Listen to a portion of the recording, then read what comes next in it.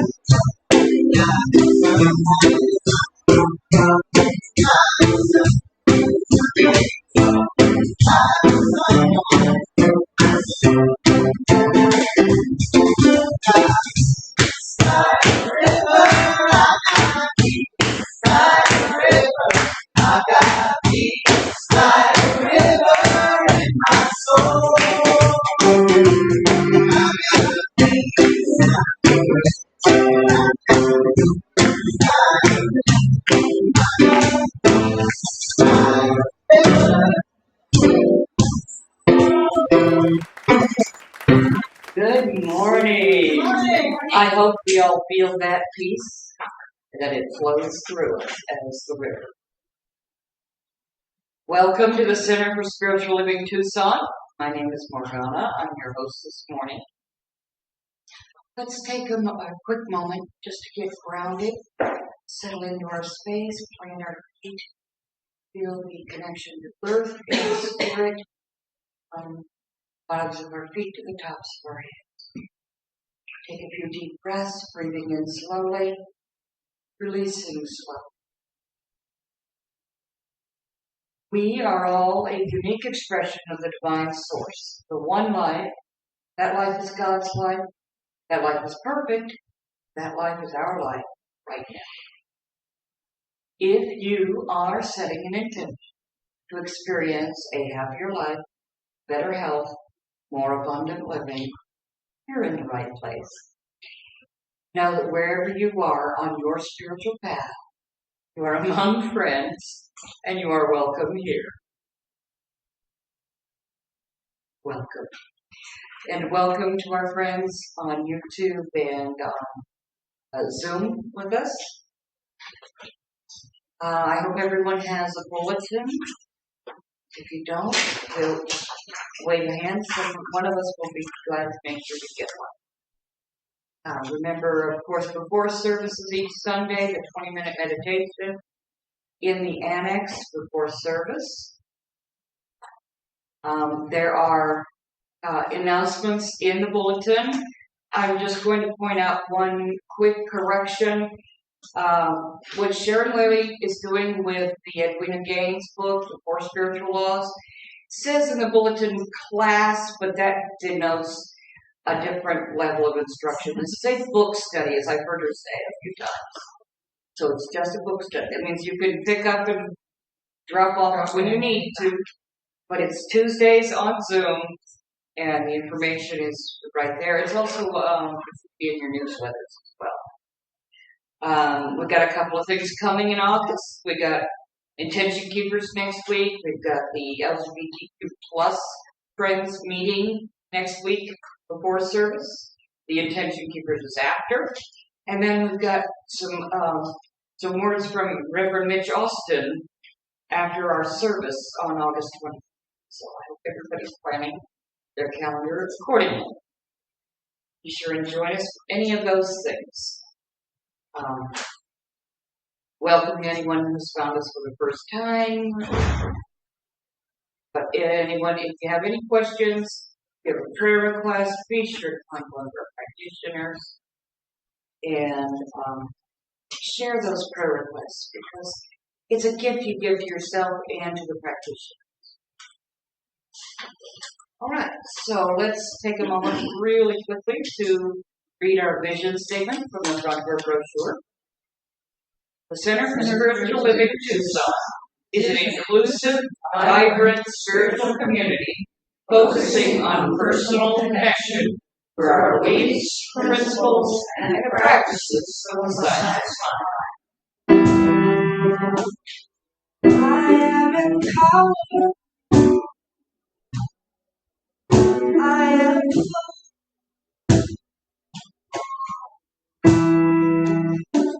I'll spread it with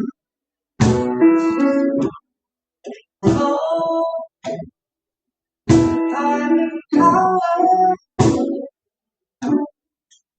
I am full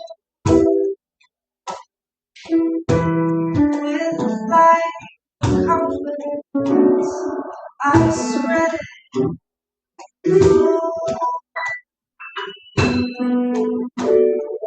Power. My confidence. Power. My confidence.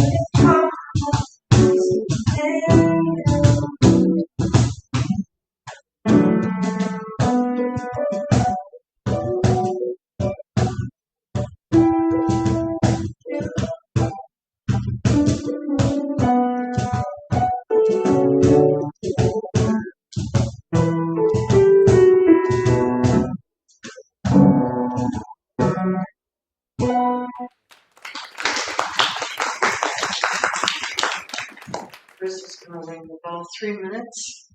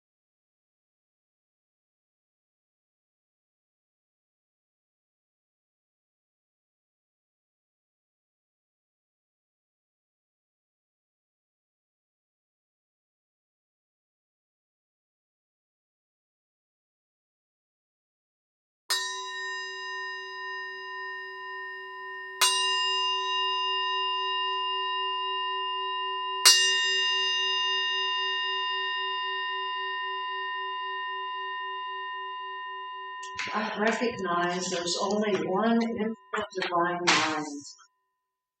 I know that this oneness, this wholeness, this allness is everywhere present, is omniscient, is omnipresent, is omnipotent. I know that it is living and breathing and moving me.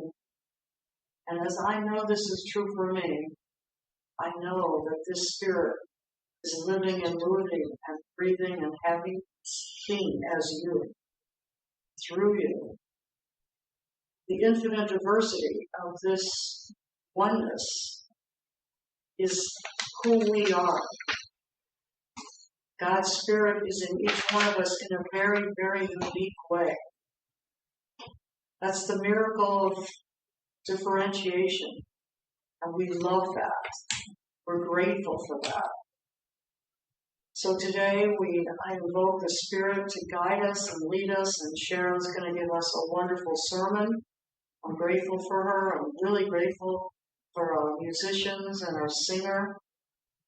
Grateful for Janet, everyone who serves and brings us together. So with gratitude, lots and lots and lots of gratitude, infinite gratitude, I'll release this prayer to the action of the law, and we all say, And so it is. So now we have the spiritual thought.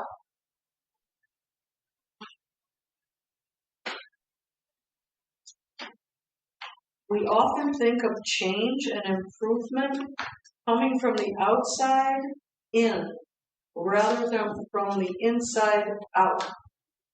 Even if we recognize the need for change within, we usually think in terms of learning new skills, rather than showing more integrity to basic principles. But significant breakthroughs often represent internal breaks with traditional ways of thinking. I'm going to read that one again. Mm-hmm. But significant breakthroughs often represent internal breaks with traditional ways of thinking. I refer to these as paradigm shifts. That was from Principle-Centered Leadership, Stephen Covey. The affirmation, I'll read that first and we'll read it together. I am empowered to grow with purpose and confidence. I am empowered to grow, purpose, and confidence.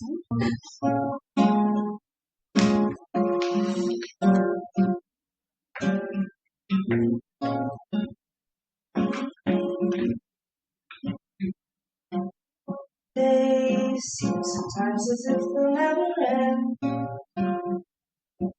Silence it heals dark. But after 7 days, one thing stays the same. Rises the moon. Days fall to the watercolor. Memories swim and haunt you. Looking through the lake, shimmering like smoke, rises the moon.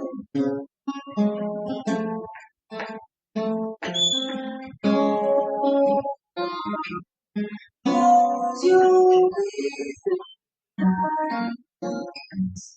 I promise you that soon it all comes to dawn. Fading summer sky. Breathe, breathe.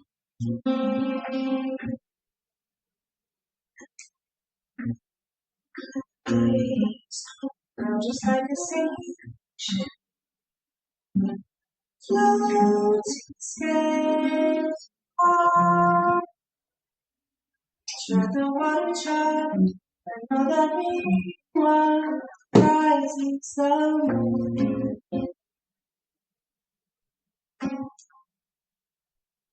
They score you up just like a daffodil. Looked at from its garden. I'll tell you what you love. With no leaving sun rises the moon.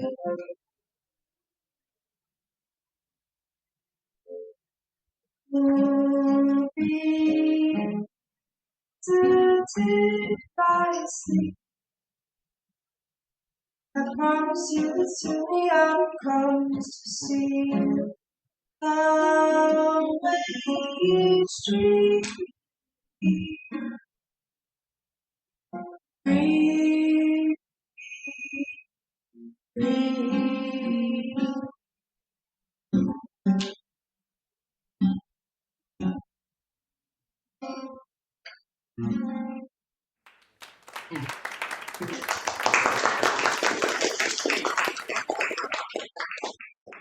Oh, and I went to Maria's celebration last night, and it was so good to see Jamie there, and Ethel was there, and Madeline was there, and just so wonderful to see some people who used to come around here, and we don't see anymore. They live in my heart always. So just moving in here, so I forgot, I lost my reading glasses here somewhere last week, and they still haven't resurfaced, and I forgot to grab another pair. I have hundreds at home. So there's no excuse. All right, and there's no clock in this room, so I've got extra stuff up here. Let's just breathe. So, this week we are going to be talking about goal setting. And just to kind of recap, we are going through Edwene Jane's 4 Spiritual Laws of Prosperity book. And last week, Reverend Lee talked about tithing and that practice of trusting that life is our source rather than our money and our stuff and our possessions. And we had a great book study last Tuesday. We had, including myself, 9 people, and so we had a really nice discussion. And as Morgana mentioned, it is a book study. It's a drop-in. You don't even have to have a book. Half the class didn't have it last week. So we're talking about the concept and just kind of following up on what we're talking about on Sunday. So you drop in, you can, do as you like. But we had a great conversation. The first chapter in the book, Edwene asks us about our relationship with money. And, can you have money? Do you deserve money? What is your worth? How much can you have? And then we talked, of course, about tithing, and the giving is half of the law of circulation, right? We give, and tithing, according to Edwene Jane, she is very strict, is 10%. For me, tithing is a way to find my limit. And when I start hitting that fear of I don't have enough, I have to remind myself that the phrase, I can't outgive God, right? So whatever I give, God can give more.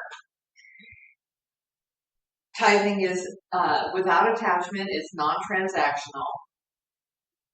And it's just, like I said, half of the giving and receiving. And so this week we're talking about goal setting. And you might what does goal setting have to do with prosperity? And Edwene Gaines says that this is the receiving half.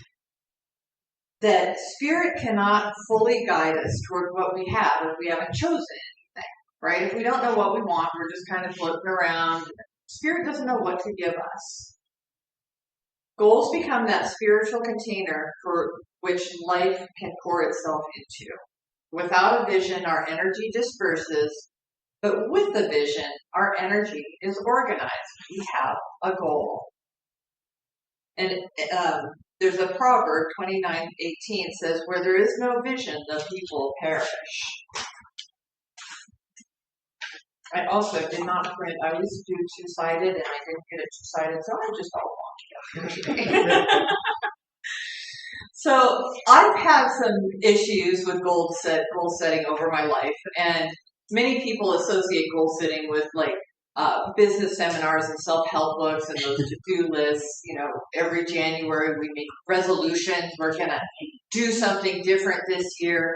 And whether that's the first of the year, I often will make a resolution on my birthday because that's my annual new year. The goals are not resolutions. We resolve to change an aspect of ourselves. And we, with a resolution, it's like, I'm going to exercise more. I'm going to go to the gym this year. Or I'm going to eat differently this year. Or I'm going to declutter my house this year. That's been on my list for a long time. My whiteboard is becoming permanent on my whiteboard. It's been on there so long. Declutter. So we have these fantasy goals that when they're in the form of a resolution, they never really get off the ground. Or maybe we start them and, we go to the gym, we get that membership, we're enthusiastic, we're going, whatever our promised schedule is, and after a month or so, it starts to fall off because life comes back in the way, and there goes the gym membership, and, what happens with that. I'm seeing nodding heads. So just assuming nobody in here is like, not me. So for me, resolutions are that cycle of kind of giving up and disappointment. I failed yet again. No, I set this goal and I'm such a disappointment to myself. When we talk about goals, there's lots of, I don't know what's going on in the room next door. When we talk about goals, there's several things, I looked up, goals are specific. So we have a specific endpoint. They're measurable. When you've gotten there, right? They're achievable. It's something you can actually do, not pie in the sky fantasy stuff. And there's a time limitation, by this time I'm going to achieve this goal. So that's one of the models of how we goal set in the world. And those come from a lot of business seminars and those kind of worlds. When I was just reminding myself of those 4 qualities, what also came up is the 4 Ps. Now, I hadn't really ever heard of that, but it made sense to me. So the 4 Ps they're positive. So we're making a positive goal. We're not like, I'm not going to do this anymore. We make a goal of what I am going to do instead. They're personal, so that's my goal. It's not a goal to save the world. What can I do in my life that might affect saving the world? But the goal is personal to me. The goal has to be possible, right? No pie in the sky, I'm going to achieve all this wonderful stuff when you know that there's no way. Even with all the little baby steps in between, it's such a big goal that it's not even really possible. Or it just becomes overwhelming because it's so big. And then you don't achieve, and then you don't engage with it. And then it's prioritized as the 4th goal quality. And that means for me that you're prioritizing this in your life. You're not just, that resolution that you put out there and then it falls to the backside. That prioritization, that it remains active in your life, that you always have that idea, that you're moving forward until you achieve it. Now, Edwene Gaines invites us to see goals a little differently. She says goals are not about forcing life. They're about cooperating with life, right? We're not trying to manipulate what is happening. We're allowing ourselves to set a goal and go with the flow. She says that the universe responds to clarity. When we become clear, we become available. And the science of mind teaches that, the mind acts through the law, and the law responds to our consciousness. So what is our consciousness? Are we setting this goal of achieving something, but in the back of our heads, we're like, I'm never going to get that. It's never going to happen. I'm not good enough to have that. Whatever that track is that's running in the back of our head, that might be the first goal, is to quiet that mind. That naysaying mind that says, no, you can't. And maybe I always like to do that when that voice pops up. Like, that's really nice input. Thank you for that, but I don't think that's going to work for me. I always acknowledge it and then move it along. I don't resist it or fight it. So if our consciousness is vague, then our demonstrations become vague, right? If we don't really have a clear idea of what we want, the universe, again, doesn't know what it's giving us. So Edwene and we also teach that goals give conscious direction.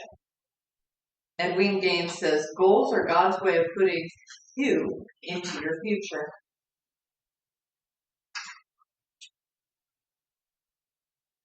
So let's imagine we're taking a road trip, right? We could jump in the car. I love road trips. I grew up driving. Our family went to Ohio every year, driving across country. I just love getting in a car. And one of my boyfriends early in our relationship, Sharon, I just want to put you in a car and go somewhere. Oh, love. But we don't really know where we're going when we just jump in the car and point the car and go. That's a vague goal. We don't know where we're going to end up. So when we're doing a road trip, the first question we ask is, do we have a destination? Well, apparently he did. He had a destination in mind. So that's where the car went. If we don't have a destination, how do we know we've gotten there? Right? Now, wandering can be fun, but it's a little aimless. And we can just kind of like, okay, now what? And then it becomes like, now where are we going? And if you've ever been in like conversation with somebody, well, where do you want to go for dinner? I don't know. Where do you want to go? I don't know. What do you want? Well, I really don't care. What do you want? And you just go back and forth and nobody gets dinner, right? Can be fun, but it's aimless. Or we select a destination. We get in our road trip and we're going to go pick a place. All right, nobody wants to. Huh? Can we drive there with you? It's not like on the continent of Africa. I have no idea which country. All right, we'll drive to Mexico. And let's go to Mexico City. Because I have not been to Mexico City. And then we'll go and all the I'd like to go and see the temples around Mexico City. So, okay, we have a destination. And we can put that in our GPS. And the GPS will guide us to our destination. We can relax because we know where we're going and we know the way. Right? In Conversations with God, he also talks about road trips as an analogy, Neil Donald Walsh. And so trusting the GPS is like trusting spirit when we're setting a goal. We have to pay attention to the GPS. When it says turn here, we all have to turn there because it's guiding our way. But at the same time, our part is, are we seeing what's along the road? Are we in a big hurry to get to Mexico City? Or can we there's a roadside attraction. Let's go and stop. And then we go back on the path. Are we enjoying the journey? Now, while we're driving in the daylight, we can see really far. Like I can see the city of Tucson out the windows here. We have a good view. We know where we're going. It's clear. We can see out the sides of our windows and have really good visibility. So we have some confidence when we're driving in the day. But what happens when we're driving? I hate fog and fog at night. Right? And you can barely see the front end of your car. I've driven in some soupy stuff. Or snowstorms.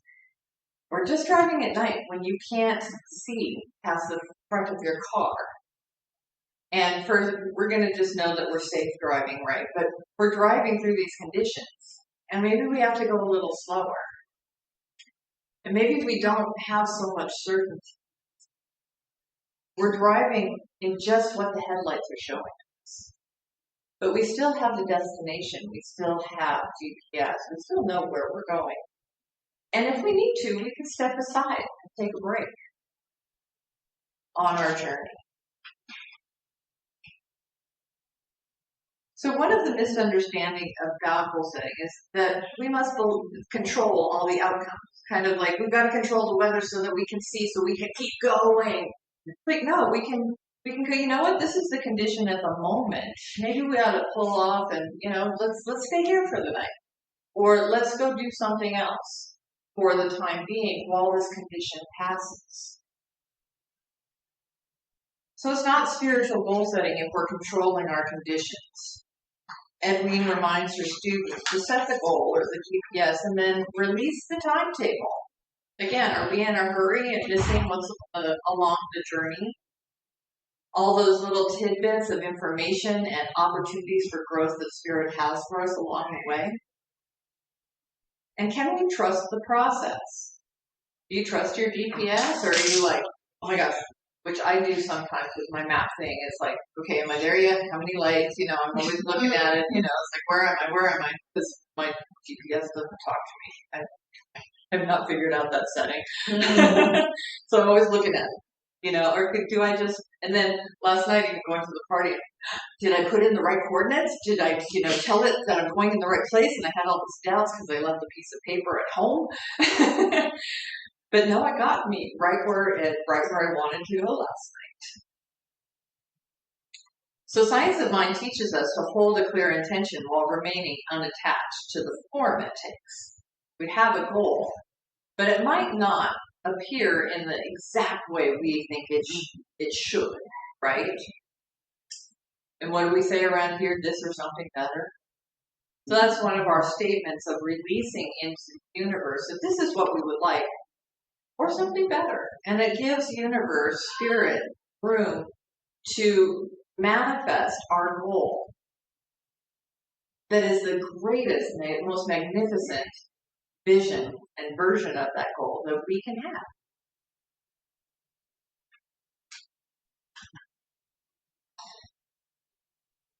So Science of Mind teaches us to hold a clear intention while remaining unattached to the form. We cooperate with infinite intelligence and we don't dictate it.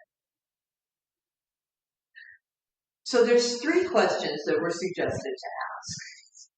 Instead of asking, what do I want? Edwene Gaines suggests that we ask questions more along the lines of, who am I becoming? What quality wants to express through me? And how can I serve more fully?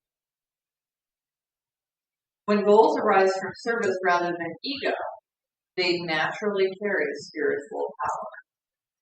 And part of that statement really has to do with when we're making goals around our ego, we have a harder time with letting go and letting spirit. But let go, let God, right? When we just allow for that spirit to, like, what is the highest intention of spirit for me today? We allow space for spirit to create something magnificent for us. So on your chair, I passed out handouts. And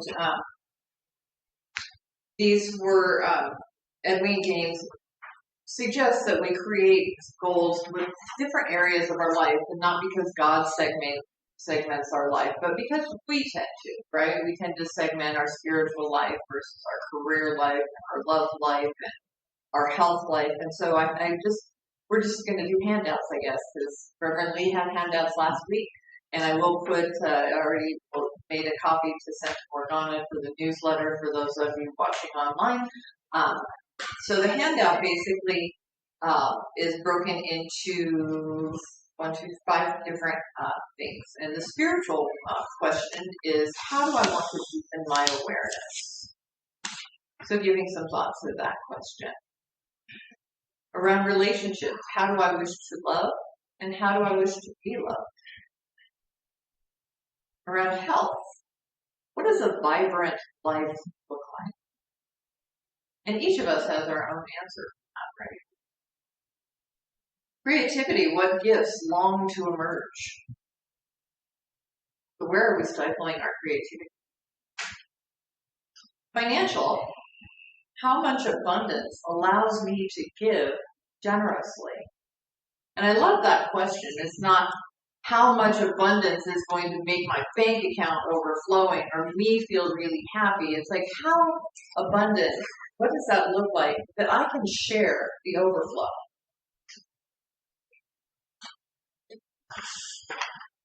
So Ernest Holmes writes, imagination is the workshop of the mind where all plans are fashioned.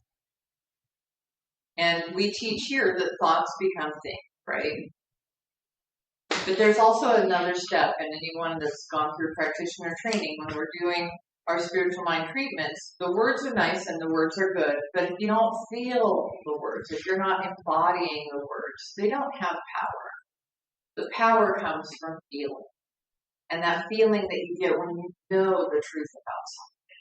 And that's how spiritual mind treatment works. And I love when I'm praying with someone and I hit that place where I just know and the words flow and I just have certainty about whatever it is that I'm treating about. And it's this magical feeling that I get inside, that I just know the truth about this. And on the surface, it may be absolutely impossible. Right now, my brother and sister are discussing how we're selling my mom's house. And my brother and the real estate guy, my sister's buying into timelines. And, and having to have things before winter comes. And, it's in Shola, in case you don't know. So, winter comes. And then, nobody's going to look at the house in winter. And my mind is like, the person that wants that house will look at it any time of year as soon as it's available. And so I just keep putting it back into I like to call God as the divine matchmaker. He will match me with the perfect job, the perfect house, my apartment. When I moved out here to Tucson, I like landlords where I can shake their hand and not the landlords where I'm filling out paperwork and credit references and here's money to run my credit and all of that corporate stuff. I really like a handshake landlord. And I literally saw an ad. I responded. He said, I'll meet you. I said, okay, what time? Well, I have to rearrange something. It's my daughter's birthday. I went and looked at it. It's perfect. It's right in part of Tucson that makes it easy for me to get to Sholo for the right price, everything. And we shook hands in the middle of my living room, and it was done. And that's how I know God is my landlord. That's the landlord, right? God is my matchmaker. And so whether it's selling a house or whatever it is that we have a goal around, putting it in God's hands, in Spirit's hands, and not me micromanaging when the estate sale is and when this sale is and when this for sale sign is going out front. I don't need to worry about any of that because I already know the next perfect person that is going to love and cherish my mom's house. Yeah, I get emotional. I've gotten attached to my mom's house. Will love and care for it, and they will show up right on time. Where was I in this? So, healing energizes thought. When we emotionally embody our vision, our subconscious accepts it as possible. So I don't listen to all of that what ifs and, things aren't going to happen because I know that they will in divine, perfect, right time. Now, when you're writing goals, Edwene recommends that we read those goals every day. And she says it's not because the repetition magically convinces God, because God doesn't need convincing about anything. Spirit doesn't care. Spirit says yes. It's, again, just like a spiritual mind treatment. It's about shifting our consciousness, right? It's aligning ourselves with our goal. And noticing, just like with tithing, noticing where those little naysaying voices, I have this goal. The little naysaying voices, no, you can't do that. I don't know. Traveling to Europe just popped in my head. You can't do that. Well, my sister and I got our passports renewed in January of 2020, and you know how 2020 went. And so I'm still looking for, okay, let's replan that trip to Europe. It's time. That got sidetracked for, the course of the last few years in life happening. But, let's put that back on the goal list. So what goals that you had in the past that you can bring back into present time? And you don't want that goal back then. That goal of my sister and I going, I think we were going to go to London. She wants to go at Halloween time and do Jack the Ripper tours and things like that. That's what she wants to do. I lived in London for about 3 months, and I love the entire city and just want to go back. But, when you're bringing one of those goals from the past, you want to make sure that it's not that past goal, because that's not who you are anymore, right? You want to create that goal and revise it to where you are now. And maybe it needs to be modified. Right now I would love to do a cruise through Europe and but of course I saw that Danube is like the lowest it's ever been, and that's really sad. But if I want to do a cruise, it'll happen.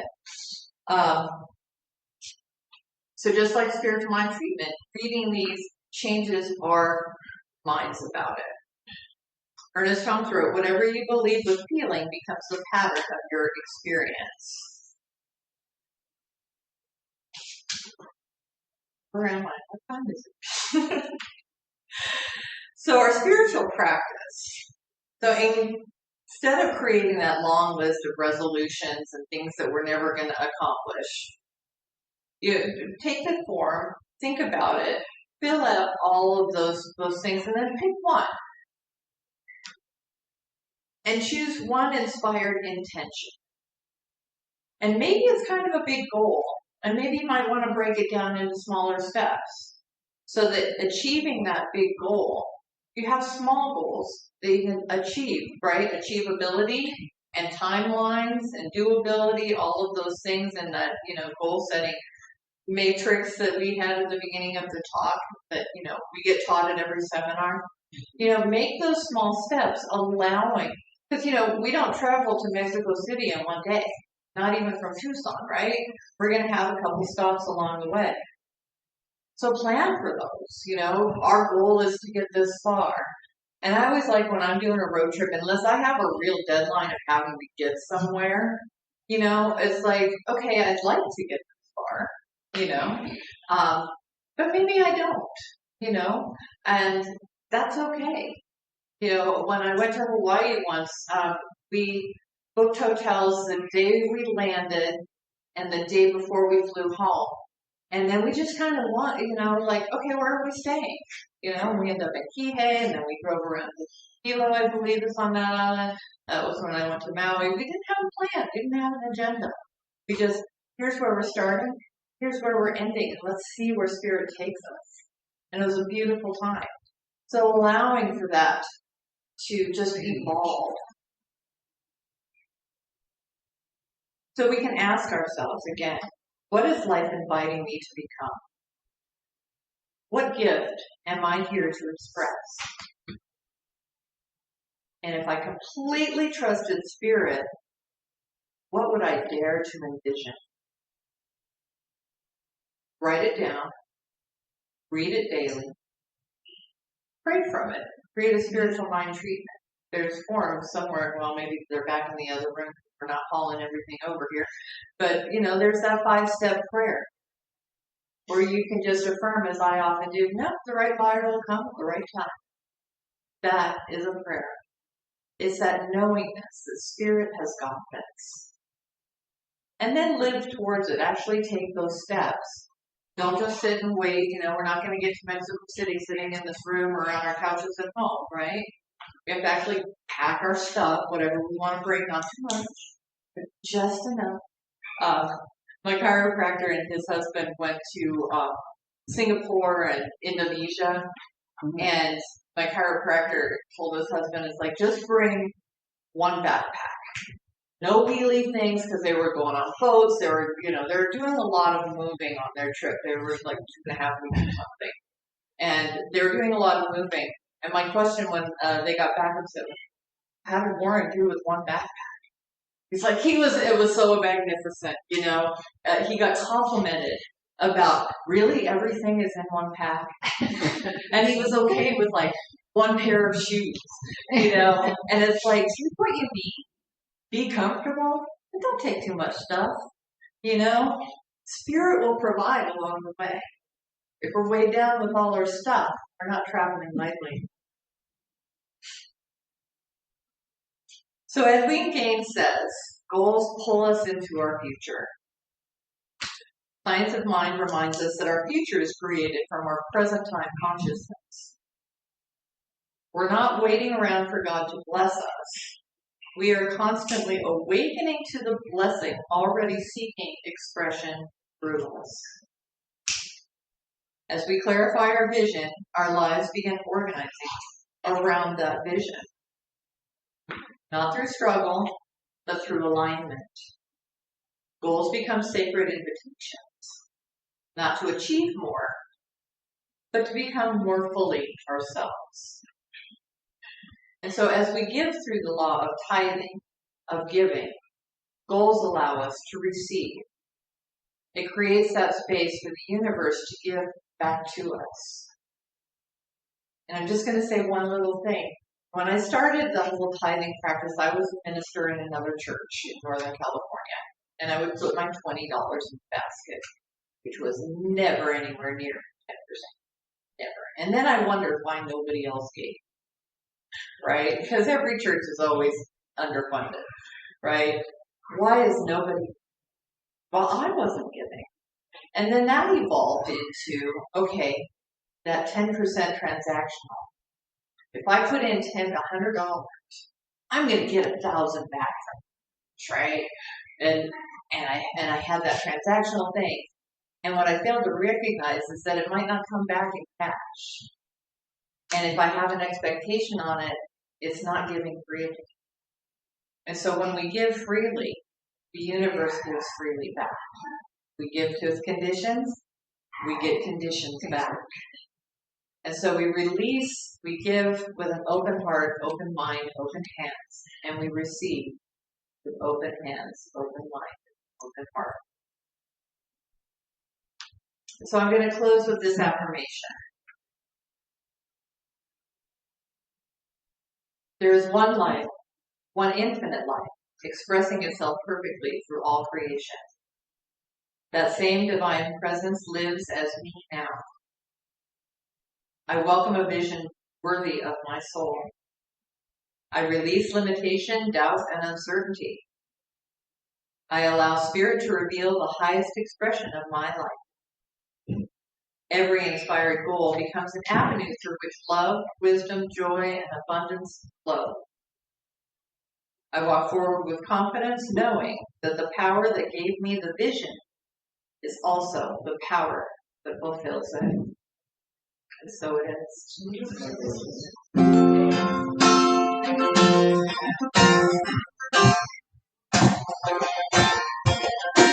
The question is why are we here? Say our lows and goodbyes and disappear. This beautiful life, what is it for? To learn how to master or master more. There's only one answer to that.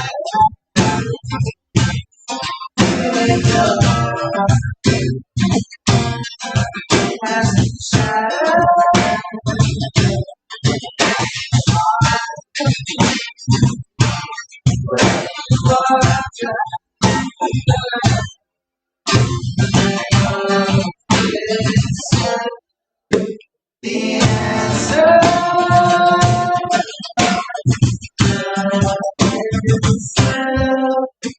The answer.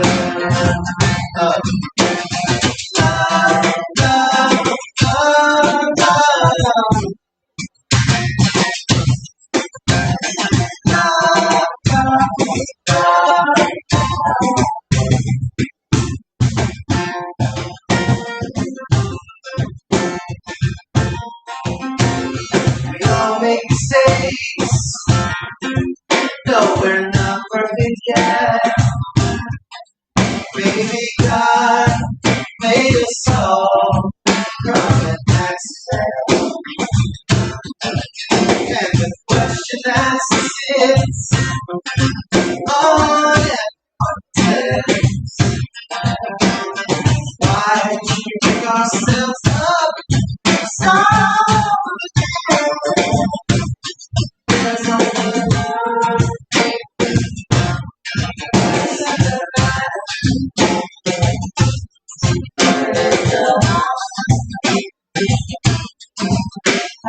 Sharon.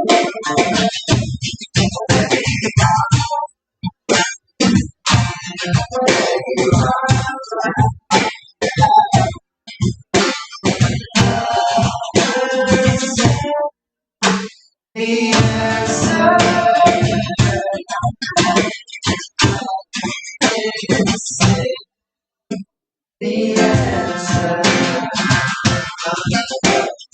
Love, love, love, love, love,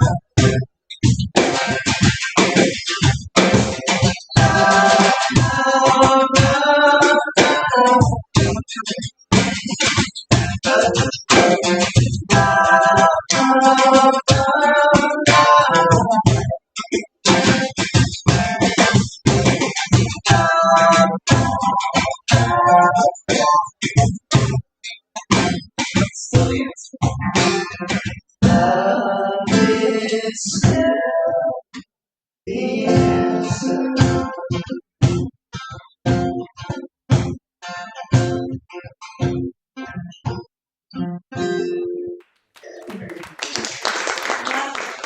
Thank you everyone for being here today. And we're leaving the room as it is. Another group is coming in at 11:30, so just need to pack up that stuff, which we've got. And we're taking it week by week. Sherry literally emailed me yesterday morning and told me where we were, so week by week until they get the AC fixed. Reverend Mitch's workshop will be in this room at 11:30 on the 23rd. So we're only having a half-hour break. So if you want to bring a lunch or something between, if you want to stay for that. And his requested love offering is $15. So more people. We had a nice group for Sabrina's workshop. So that's coming up. Again, the book study is open to drop in. We're going to be talking about goal setting and maybe writing out some goals, talking about that. And everyone is welcome. What day is the book study? Tuesday evenings at 6:30, and it's in your bulletin. Okay. You're welcome. And we have our baskets over there for your gifts, tithes, and offering. Each gift of time, talent, and treasure is greatly appreciated. There's a donation link at our website at TucsonCSL.org/donate. You can also mail your checks to 911 South Craycroft in Tucson, Arizona, 85711. And we have a text to tithe at 616-800-8252. So I'm sure all of these, y'all in the room have it on the bulletin, but you watching online later don't necessarily know how to support us so that we can continue to bring you wonderful music and message, right? And finally, we have Zelle, and if you have any questions for us, you can always reach us at our admin email at CSLT911@gmail.com, and somebody will get back to you in a relatively timely manner. So with that, let's go ahead and do our tithing gratitude affirmation. Divine love has me, blesses and multiplies all that I am, all that I give, and all that I receive. I am prosperous now, and so it is. Have a beautiful week, everyone.